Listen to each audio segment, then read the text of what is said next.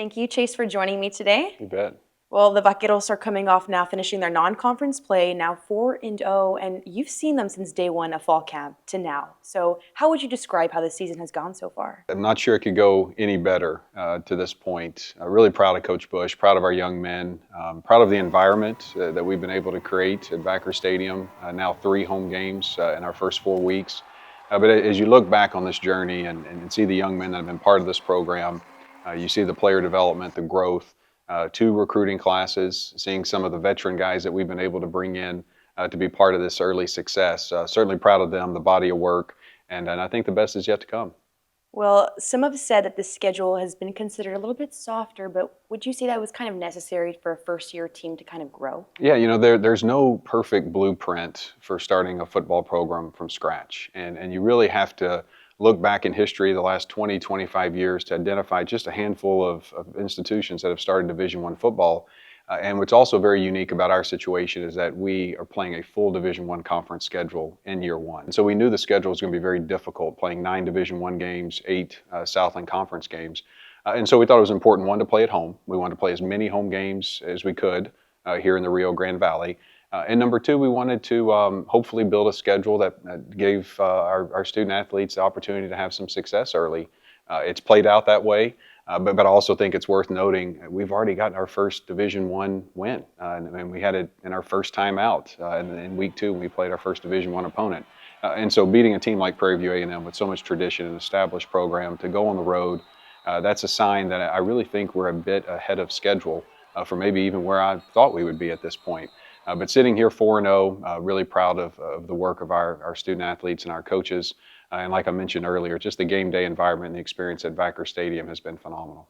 So from a fan's perspective at home watching, and they see the crowd shot and they see a few seats that look open and people walking around constantly around the Backer Stadium, kind of what do you think is going on in terms of seat availability and just the grounds overall? Our stadium turned out fantastic, right? The gift from Mr. and Mrs. Backer to allow us to make the renovations to Backer Stadium.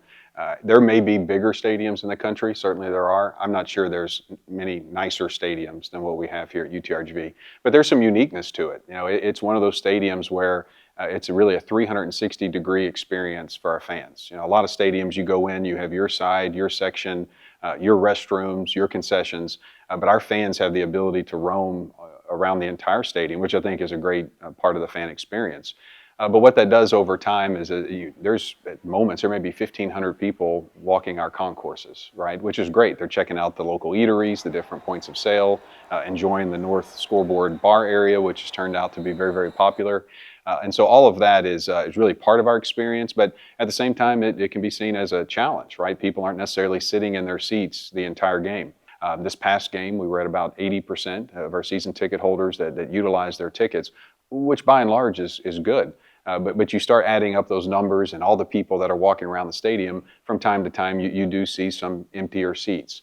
But it doesn't necessarily mean that they're not there at the stadium.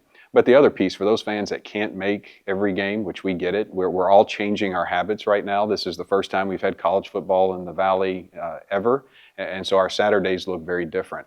And so we want to encourage our fans. One, we want you there. We want you to be loud, proud, really help us create that home field advantage. But the other thing is, give your tickets to a friend or a family member if you can't make it. Make sure your seats are full.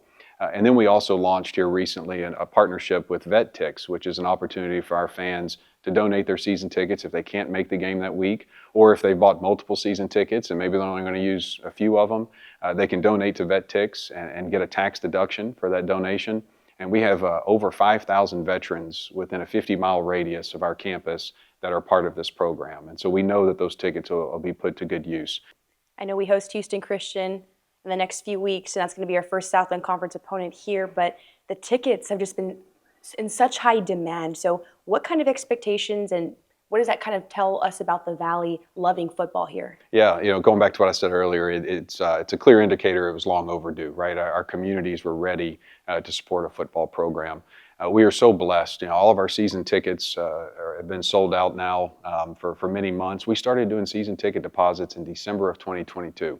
So when we hired Coach Bush, that was the first day that we offered season ticket deposits, really marketed and tried to get the word out. And over about a 2.5-year time span, and we were able to sell out of our season tickets.